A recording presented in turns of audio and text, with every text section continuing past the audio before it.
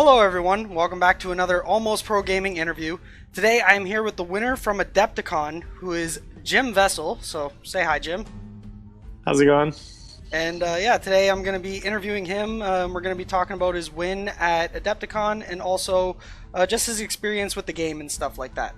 So hopefully you guys enjoy, and yeah, I guess we'll get into the questions and stuff.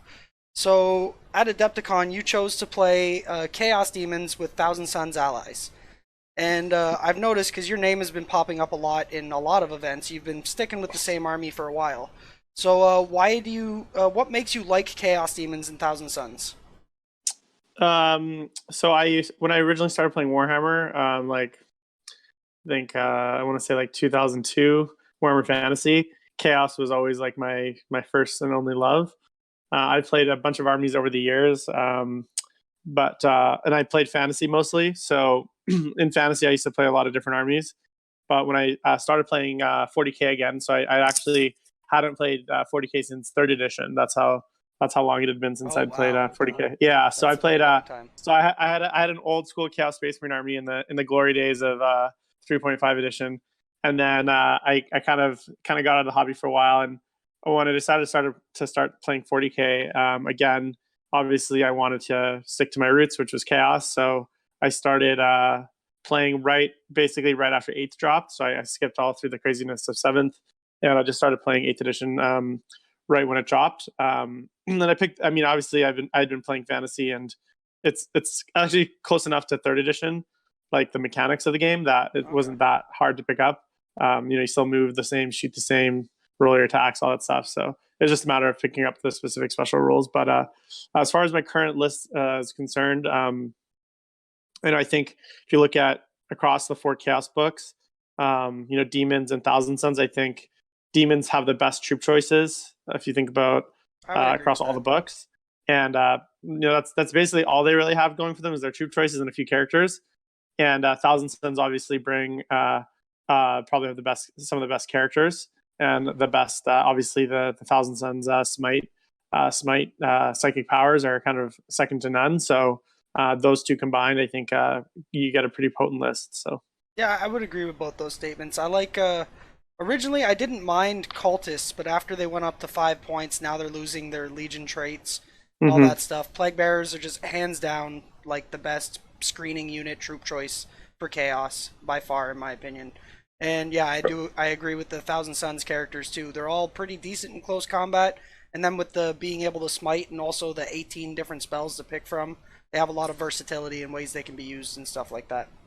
for sure. And yeah, like I used to, my list probably around 8 months ago had a lot more cultists and Zangors, and they've kind of exited my lists over time. So Why the um, I Zangors? I've actually had a lot of luck with Zangors lately.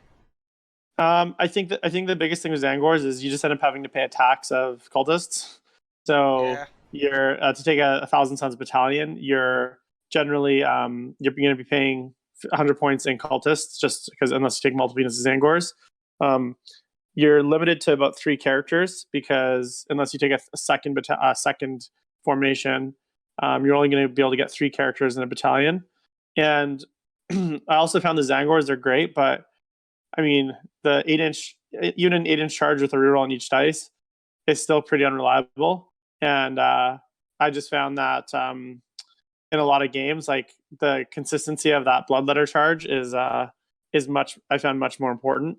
So in the way that I use my list, um, Zangors I find are much more offensive um, kind of commitment because you want to cast a few buffs on them and a few other things. Whereas bloodletters, you can kind of throw them at something and kind of let them die, and it doesn't really affect much of the rest of the game because they're cheap and they don't need a lot of character support. They can just kind of go in and do their thing on their own. Whereas the Zangors, I felt really need the character support and the buffs. Okay, that makes sense. I do like Bloodletters too. I use them a lot too, but I use them in bigger squads than what you used. I Mm-hmm. believe you used just a 15-man squad. Was that for Yeah, points or just because that was all you needed? so I've experimented with kind of all sizes. I used to run like a 25 man. I think a lot of times I would run a 20 man, and now I've kind of gone down to the 15 man. Obviously, points. It wasn't necessarily a points thing. Like it could have definitely gone a little bit bigger if I made a few other cuts. I actually find that with bloodletters, you kind of either have to go 30 or bust, because the when you have 20 of them, which is where the kind of break point is for 1 CP deep strike, they die to Overwatch so easily that like you often will lose at least one to Overwatch, which means the 2+ to hit goes to a 3+ anyways. Yep. And it's actually quite hard to get 1932 mil models in combat off a charge, even with a 3 to 6 charge, against a lot of good opponents, because they're not going to give you so much board space. So I was finding I was only really getting like 14 to 15 in combat anyways all the time. And then lastly, look, 15 bloodletters versus 20 bloodletters die just as easily. If people want to kill your bloodletters, they will kill the bloodletters. Their toughness 350. The extra 5 ablative wounds literally never made a difference. Either they would kill the whole unit, or they wouldn't kill enough, and I'd have to use 2 CP to, hold them anyways. So I just found 15. It's cheap. It's 130 points. It's 1 CP to deep strike, 1 CP for the banner. I can throw it away. Like I can throw it at a target. They can all die, but it's still a big enough threat that people have to deal with it. If they can't just ignore it, otherwise it's gonna go through their lines and do a lot of work. So it's a good size, and I had to drop a few things to make room for my dreadnought. So those are the first to go. Yeah, that was the next question I was gonna have. How'd you end up with the dreadnought in your list? So this list was very similar to I had a different version of this list that didn't. It was basically almost the exact same. It didn't have the dreadnought. Instead, I had 20 bloodletters, 30 horrors, and my Terminator sorcerer was Demon Prince. So it was triple Demon Prince, and the 2 demon troop units were bumped up to 30 or to 20 and 30 respectively.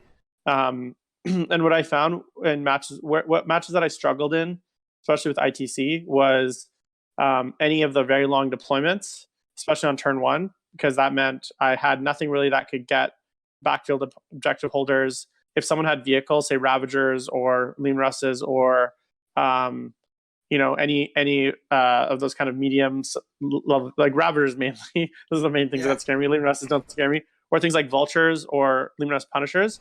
I didn't really have any tools to deal with things that were outside of 24 inches. And a lot of people, and then against hordes, the Contemptor actually is really good. The conversion memers can be really good. It's so multi-purpose, because it does really good against on distance tables against tougher things, and then on every table it does really good against hordes. So it fills a very specific role in my list. It's really good at taking small units of cultists, brimstones, guardsmen, all those kind of orcs. It's really good at like clearing grots and stuff like that. So it has a lot of uses, and I found it just adds a little bit of utility to my list. And especially for those long table deployments where I have to basically go to the enemy, it gives me a little bit more time to take it at my pace. So one thing that I think is really important with this kind of army is the tempo of the game.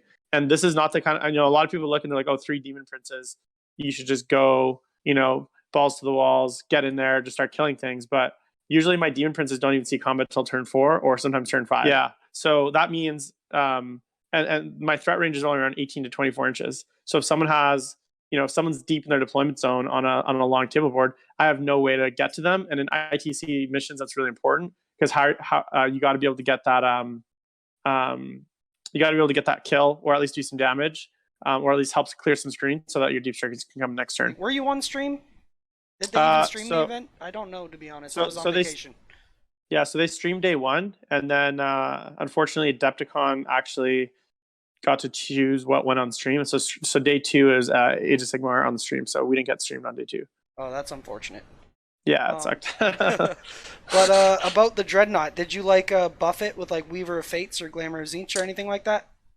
No, honestly, a lot of people I actually almost take almost none of the buff spells for the Thousand Suns. I'll take on my Terminator Sorcerer, which is kind of like the kind of throwaway spells. I'll take Weaver and Temporal Manipulation, just to help against things like snipers. But generally, I take as many offensive damage spells as I can. So I take all obviously smites, and then I spread them out. So every psychic phase, each Demon Prince can cast at least 2 damage spells. So I never want to be in a situation where I have more damage spells than casts. So I spread them out in that way. And honestly, the Contemptor hits on a 2+, it's BS2. So it doesn't really need a ton of help, even against flyers, it's still hitting on a 3+. And I always have that Gaze of Fate reroll if I need to reroll one of those dice for a really important shot. So I played one game. I played against Alatok at a previous tournament where I did spend a little bit more time buffing it. But honestly, I keep it on my backboard edge, and most of my army's out of range by turn 2. So trying to spend all this energy buffing it isn't really worth it in my eyes. When it comes to the Demon Print spells, I'm just curious because the way I run them, because you were saying something that just reminded me of the way that I run them. I put Gaze of Fate on 2 of mine and then damage spells on them as well. So that way you can have one of them do Gaze of Fate and then Smite or the damage spell, and then the other one. Do you do a similar thing? Yeah, so my Warlord, who I give High Magister +1 to cast, he'll take Gaze of Fate and Bolt of Change. So I'll always cast the reroll first. This is the first spell I cast spell, every phase. And then I also have a Change caster who will also have Gaze of Fate and Flickering Flames. So that on turns, either turn 1 where my horrors are still in Deep Strike, he'll do his Gaze of Fate and my Warlord will Smite. Or on later turns, if say my horrors are in combat or maybe reduced to the point where casting Flickering Flames on them isn't really worth it, then he'll start doing the Gaze of Fate. So I like to have the 2 Gazes of Fate. For my other Demon Prince, I usually take Warp Time and Infernal Gaze. So that he's got, again, 2 damage spells and then a kind of a movement spell. And then Armin will take the heavy hitter. So he'll take Doombolt, Zinch's Firestorm, which I know a lot of people don't like, but it's, it can be very... mortal wounds. It's extra mortal wounds. And if you really need to take out a character, it can be... I've had it sometimes do 3-4 wounds, and I've sometimes had to do 0 wounds a lot of times too. Yeah. But, it's always a good spell to cast first because it's funny, statistically, it'll only do about 1.5 wounds. But psychologically, I find a lot of opponents are very scared of the potential of the spell. Yeah. So they will put a disproportionate amount of effort into trying to stop it. Because I'm like, 9 dice on any 6 take mortals. That sounds really scary. So they're like, well, that could be 5 mortal wounds potentially. And so that scares people. If you got really lucky. Right? But then like, I swear to God, about half the time I roll it, I get no 6s, and I just kind of laugh. But it definitely draws out denies quite easily because the potential is really scary. Whereas the real damage dealers are Doombolt and Bolt of Change. Those 2d3 mortals can usually pick out a character, especially with Infernal Gaze. The 3 of those spells can usually kill a character. And Doombolt is, I think, it's one of the best spells in the game. It's a game-winning spell, not for the damage, but for the movement. The movement component. Yeah, that can really come in clutch against certain armies. Yeah. Next question would be, how did you end up? What do you do to practice, and how do you figure out what your build is actually going to be? So, I'm actually really bad at practice. Like and what I mean by that is like, I live in Vancouver, and there's a few guys in my area that I'll play with practice, and the problem for me is that I don't have a ton of time outside of tournaments. Like if I'm not playing tournaments, I'm usually maybe getting 1 practice game in. And I don't know if it's just the competitiveness of tournaments, but playing like kind of non-competitive games is not very like exciting for me. So even in our group, like there's only a few people that I like to play because I know they're going to bring like the hard list. They're going to try to win the game. Playing like kind of some of the, I guess, more fluff gamers in our group for fun. Yeah. I just feel like at this point, I don't get anything out of that game because I feel like if it's not challenging, I don't enjoy it. With that said, though, I mean, I think for me, I've been playing a lot of tournaments this year and last year as well, and I think that's been the best practice. Is being in those high pressure, high stakes environments, and then if you do lose, making sure you kind of look at your game and think, okay, well, what lost me this game? What do I need to do differently? So that's generally a lot of my practice, and I definitely do have a few chats that I belong to, like Discord and Facebook, that are some other competitive players that will discuss tactics and list building and stuff. But I'd say most of my games, I'd say about 80% of my games that I play are tournament games versus like casual like pickup games. So you get the majority of your practice from attending tournaments then? Mm-hmm. That's right. Okay, and then those are the games where you base like your list off of. So, because I've noticed your name has popped up a lot in my research for the top 10 videos, and Your list is different almost every time that I see it, except like the last two times it was the exact same list. Mm-hmm. So yeah, so I didn't change my list for Adepticon because I just wanted GT with it. So I was like, I'm not gonna mess with a good If thing. it isn't broken, don't fix it. Right. And at the end of the day too, I didn't have a ton of time to like play test new lists and this and what I said to myself was like I'm not gonna have time to play the Adepticon scenarios. So changing my lists for the scenarios that I've never played doesn't make sense because I don't actually even know how the scenarios are gonna play. But yeah, so generally anytime I have a tournament or an event and I don't win or I lose, the first thing I always think about is even if I win a game, what was hard about that game? So, for instance, the contemptor was came out of the reason I have that contemptor is because in the previous tournament I didn't, and there was a few games where not having any sort of very long range firepower made the game much harder than it needed to be. And in my one loss, which was at the top table, I felt like I had to play a bit more aggressively because I didn't have any sort of long range tools. And so I knew I wanted to add something in that would help me against things like, Ravagers, Tau snipers, um, things like Lemurus's and, just things that like my list traditionally wouldn't have range to deal with. So that's kind of where the Contemptor came out of. And I've used it before in some previous lists and I've always loved it. It came out of my list last year. But since the chapter approved came out, the points have gone down a little bit. So it's actually even cheaper than it used to be before. Went down about 15, 20 points. So it's awesome now. I love it. Do you have any tips for people who want to pick up your army? So my specific style of army? Yeah, like the Thousand Suns characters with Plague Bearers and then just whatever else you got in there. Learn your spell order. I think that's so important. My psychic phases take about 3 minutes because I've cast my spells so consistently that like I know exactly which spell is going to go. So just really, I actually usually have little index cards that has all the characters with each spell, so that I can quickly go through my psychic phase and I know exactly which character is casting which spell.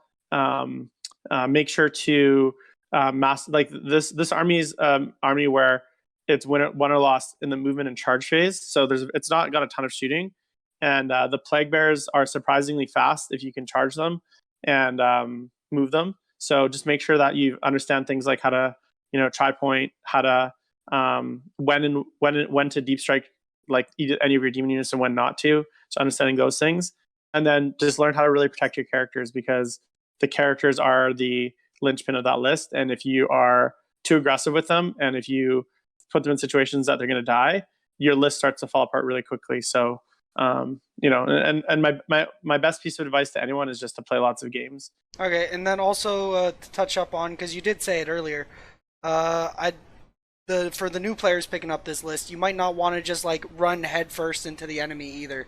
Sometimes you got to be a little more meticulous in how you get in there and do your damage. Because, like Jim just said, if your characters do like step too far forward too early, then they can die too early in the game, where you might need them later on in the game. Mm-hmm. Yeah, I mean the demon princes are definitely the Thousand Demon Princes are amazing, and they're pretty tough, but they're not that tough. So if someone wants to kill them, which they will, they can kill them. And once you start losing demon princes, the plague bears are not going to kill anything in combat. So you start to lose strength in your list. And so I think a lot of new players see it, say, oh, a demon prince is so scary, I'm going to go and just blunder everything. But the reality is that you got to play those demon princes super conservatively, and they should only be going out in times and combats where they're absolutely going to win and they're going to be protected after the combat. So making sure you can set up screens again, you can set up other units to block so they're not closest. So you never want to send them in situations where they're isolated or out on their own, because then they're very easy to kill. So in hindsight, because the event is already over, and even though you did win, is there anything that you got from that event that would make you want to change your list further? Not really, to be honest. I played 2 tournaments back to back and I've won both. And so I'm 13-0 in tournaments in my last 2 tournaments with this list. So I'm kind of holding firm. The one thing that I'm kind of nervously awaiting is this new assassin meta, which I'm sure will emerge quickly. So I haven't really faced Adepticon, and the last tournament did not have the new assassin rules. So I'm interested to play a game against someone with 2 or 3 Vindicares. Colexus actually don't scare me too much, but because they still can't really snipe my characters, but 2 or 3 Vindicares can be I think is going to give me a very, very hard time. And I managed to dodge some of the harder matchups, which involve a lot of snipers. So Tau sniper spam with 27 sniper drones, or Eldar with I missed Sean Naden's list, which I was terrified of because he has 3 Death Jesters. Not to mention he's a world class player, so I kind of dodged a bullet there. But those lists I dodge, and I'm starting to think about how I would deal with those sniper lists, and that kind of, especially with the Gene Stealer cults too. They got the Sanctus with the sniper rifle that does perils on your psychers. So there's some new, and the Marines even now have psychers that don't even require line of sight. So the sniper meta, I feel like, is starting to emerge a little bit, and I'm starting to think about how I want to react.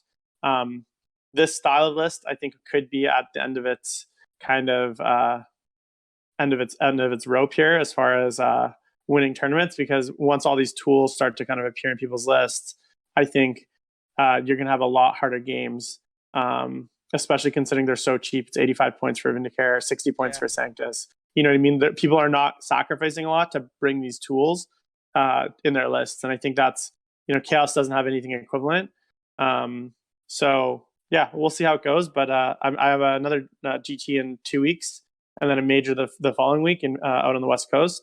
And I'm probably going to run the exact same list until I lose, basically. So we'll see how things go. Yeah. I'd probably do. I've been doing the same thing too. I've been running the same list for about 8 months now, because I haven't really run into anything that's given me too much trouble. So I think that's a good way to go about it. But with that, with what you said, like with how the meta's changing, there's going to be more snipers with like Vindicares, and then also the Marine stuff and everything else. With that in mind, and with the next FAQ in mind, where they might nerf that, like I doubt they will, but they might nerf Thousand Sons characters somehow, or Plague Bearers, or you never know what GW is going to do, right? Mm-hmm. So if that were to happen, if they were to be nerfed, or if the sniper meta made it too hard for your list to win, what would you change about your list, or would you even pick up a whole new army? Yeah, so I mean, I don't know how, like, what specifics, because I don't want to speculate on what's going to be in that FAQ. Yeah, it could be something major where GW does like a big thing, or it could be something like the fly change, which was literally like a 1-sentence change buried in page 2 of the rulebook FAQ that it was not in the big FAQ. It wasn't like part of the big changes. But that one change actually had a bigger meta impact than every other change that they made in the FAQ. So, I'm curious to see what's in the kind of grab bag of small kind of changes and wording changes that might have a ripple effect on the rest of the meta. Currently, what I'm actually really looking at is the new Vigilist, Chaos stuff. I think there's a few kind of nuggets in there that people are kind of maybe dismissing. I feel like the Demon Engine, there's a strong Demon Engine list in there, especially if the Castellan gets a little bit of a kick in the teeth. Mm-hmm. And I think there's maybe a little bit more of a Chaos Possess list in there as well that could be pretty nasty. So I'm going to start kind of spending some time looking at that. I was think with the beta bolter rules, Terminators are really like the new Chaos Terminators at 29 points for each. I think they're like amazing value. Taking a unit of 10 of those in the new Vigilist stuff. So that's kind of what I'm looking at. I think we'll see how far this list can go after the FAQ. But always got to be looking ahead as try to get ahead of that meta, because people have played this and seen this list for the last 8 or 9 months. Yeah. And actually one of the things, so one of the things that's funny is like the list still performs very well, obviously, but everyone knows how to deal with it. You know what I mean? Everyone knows they've played that kind of list before. They know what to do. They know the strengths and the weaknesses. And I think that in and of itself is a weakness of the list, is just how long this kind of list has been around. Okay, so so you're saying you would switch over to like a more Chaos Space Marine centric list then?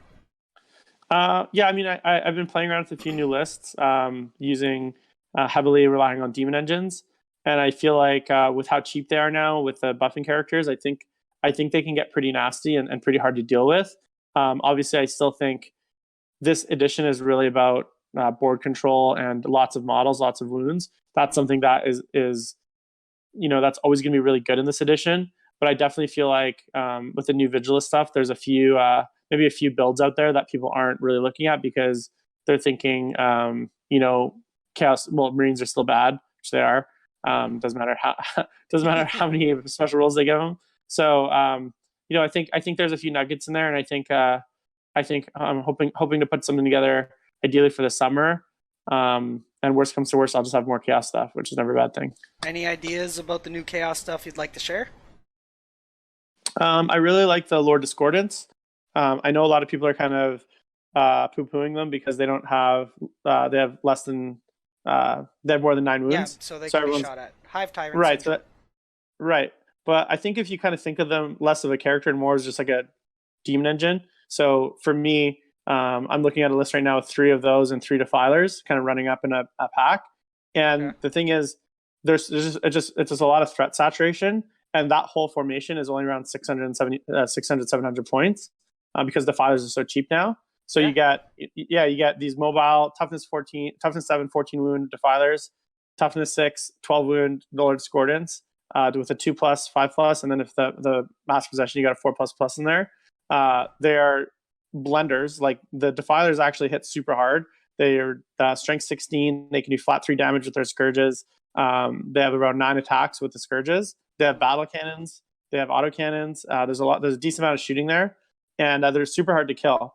Plus, with the stratagems being so cheap, like reroll hits and wounds, advance and charge, you can do things like heal them really easily with the master possession. So I feel like there's, for how cheap they are, I think you can build a list with a strong component of them and then still have a lot left over. I kind of think of them as like slightly more expensive Talos, the Lord Discordants, versus thinking of them as like characters that are going to get shot. So I think if you think of them as characters that are going to get shot, that's definitely, they're not good in that role, but I think you play them super aggressively anyways, and you just send them into they got a 2+ armor save. So that's going to be a 1+ if you get second turn with prepared positions. So I think you can warp time them, you can buff them.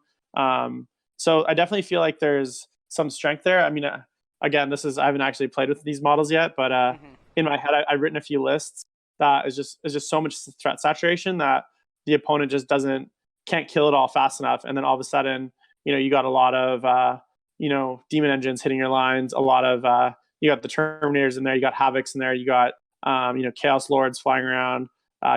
You can still fit in a good amount of psychic power through 1,000 Suns detachment. So you can kind of get a little bit of everything.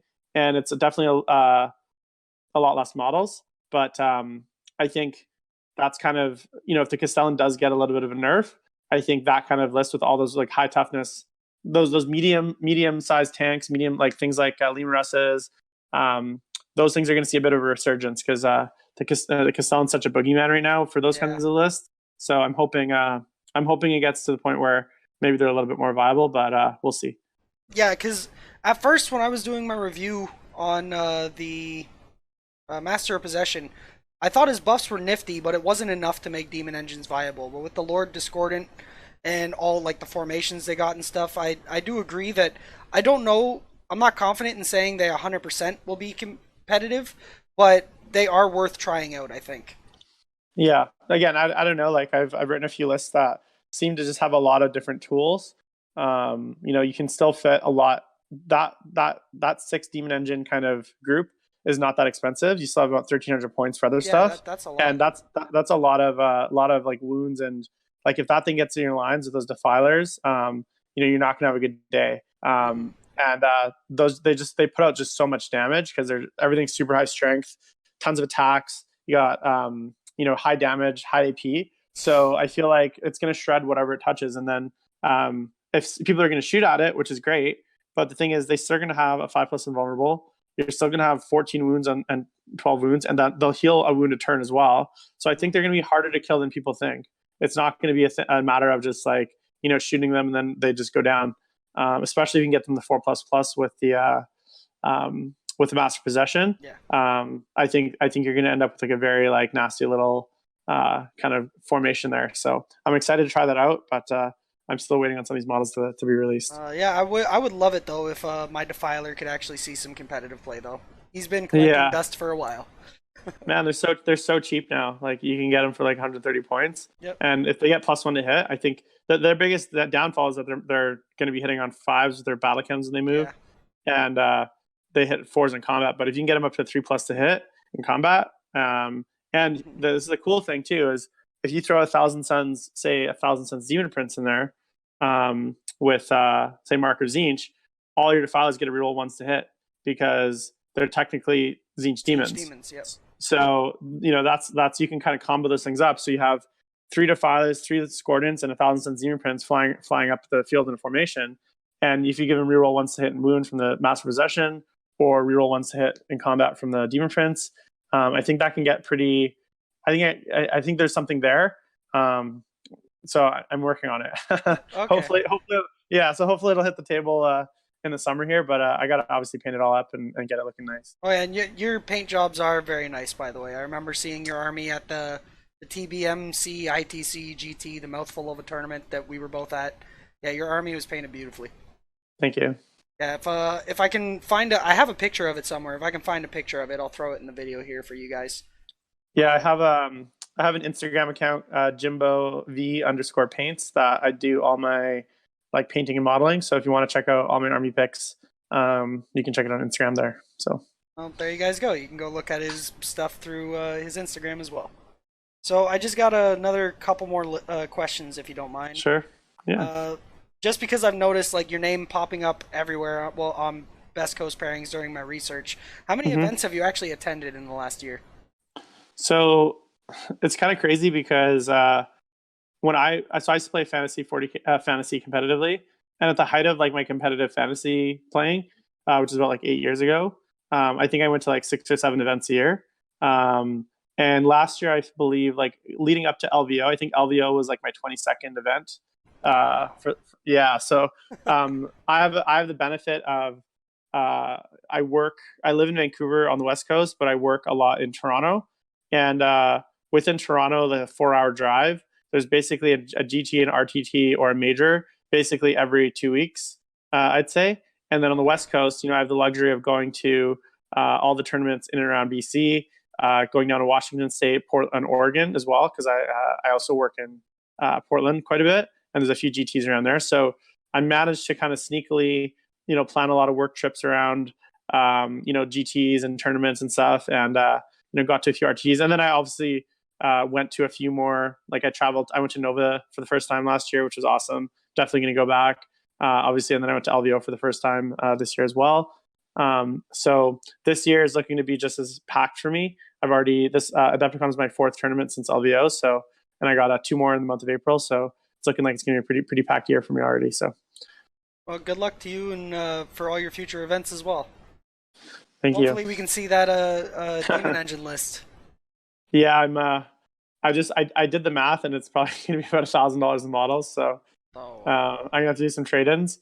But I have about $1,000 in Eldar in boxes that I haven't touched, because I thought I was going to play Eldar, and then I decided I'm just going to go more chaos. That's the only way I could live with myself. So I'm going to try to put it together for maybe the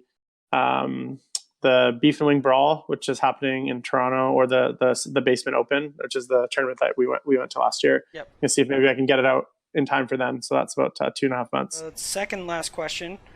Any tips for new players who want to get into competitive Warhammer 40k? I think the biggest tips I can give is try to play an army that, like, I know a lot of people kind of shame, they give you grief for like net listing or just copying someone's list. If you're a new player, I think, and you want to get in competitive, oftentimes when you play a game you lose, it's hard to tell, did I lose because I'm a bad player, or did I lose because I have a bad list, right? So I think, and I'm not saying like exact copy paste, but go look at, BCP actually has a great list search functionality. So I definitely recommend subscribing to BCP. And they've just rolled out a great list search functionality. So you can actually search lists on BCP either within a certain area or certain date ranges for specific factions. So you can actually go in and say, I'm going to look at all the Thousand Sons lists the last 2 months. And I would go start looking at other people's lists, see what they're running. And that doesn't mean that you go and copy that list, but Just understand you're going to see certain elements that are repeated. You're going to see, obviously every list is slightly different. You're going to start to see some reoccurring elements in these lists. And I definitely start to understand why those elements are getting taken. I definitely join, most of the internet as a bit of a cesspool when it comes to competitive 40K. But it's definitely worth finding like a great. There's quite a few like good chats. I know, just start asking questions. Reach out to competitive players. You can always add me on Facebook, Jim Vesal. I'm always happy to talk to people or track down the guys that are winning tournaments that are playing the army that you're playing, and chat to them. I've never met a Warhammer player that was like, get out of here. Like literally, you know what I mean? Like I could talk Warhammer all day, all night. And when people message me, I'm so happy to chat with them because like in my day-to-day professional job, it's not like I get a chance to talk Warhammer a lot. And so whenever someone wants to talk, Warhammer, I'm always like willing to do it and I'm happy to do it and I'm excited to talk about it. So I just, track down those players. I definitely do that as well. And then, the important piece of advice is you just got to get out there and play. So don't sit there and theory hammer too long. Get out there, play games, figure out what works, what you like, what fits your play style. So the most important thing is just getting that practice in. So you learn your list inside and out, because you're never going to get good unless you know the capabilities of every unit in your army. So I think that's very good advice. And then the last question would just be, do you have any shout outs? I want to shout out. So I just want to shout out Stephen Four, aka Juice from the Long War. He was my game 8 opponent at the top table at Adepticon. He was a gentleman and a scholar. It was probably one of the best games of 40K I've played. So relaxed, beautiful army. He was a very competitive player, obviously, because we were both there. And for me, it really just exemplified what it means, what top table competitive 40K should be, which is two great opponents, great armies, super tactical, tight game all the way to the end. And for me, that was like the pinnacle of what's awesome about 40K is that kind of game. It was a gentleman's game. We didn't try to gotcha each other. We didn't try to screw each other over by doing anything shady. It was just a very clean game, and it was an awesome game. Also want to shout out to my boys in Buffalo, New York, the Beef and Wing, who won Best Chaos team tournaments with me as well. So even though I won Best Singles, I also ended up winning the Best Chaos team tournament, and I couldn't have done it without my team there. So those are kind of like my two shout outs, I guess. So all right, well, that's all the questions that I have. So thank you for the interview. I appreciate it. No congrats again on your win. And thank you. Good luck in the future, and I hope to see that Demon Engine list. Yeah, you'll hopefully coming to a tournament near you this summer. So yeah. All right, well, thanks again, and to everyone watching, I hope you guys enjoyed the interview. If you like this kind of stuff, comment down below, let me know, and I'll try to get some more interviews with some other top players. And thanks again for watching, and happy wargaming. And that concludes the interview with the Adepticon winner, Jim Vesal. He's a great guy and seems to be as passionate about the game as I am, so give his Instagram a follow if you like seeing some well-painted miniatures. And like he said, feel free to send him a message on there or on Facebook if you wanted to ask him about his list or just talk about some 40K. With that said, if you like what I do here on the channel and would like to help support me so I can continue making content like this full-time, then consider making a pledge on Patreon. For only $5, you can get access to the exclusive Almost Pro Gaming Discord server where you can chat with either myself or other patrons about competitive 40K. It's a great place to get critiques on your list or tactics advice and can prepare you for events in the future. Like Jim said in the interview, one of the best ways to improve at 40K is to surround yourself with people who love competitive 40K as much as you do and ask questions and get advice. And the Almost Pro Gaming Discord server is a great place to do that. So with that said, thanks to all of my current patrons for supporting me and my channel. I love you all, and the channel wouldn't be where it's at today without you, so I can't thank you all enough. Anyways, the next top 10 video should be out within a couple of days, depending on how long it takes me to finish editing it. And after that, I should have my reviews on the new Chaos Codex and the new Vigilus book out, so look out for those because they're coming out soon as well. Anyways, thanks again for watching the video, and I will see you in the next one. Happy wargaming.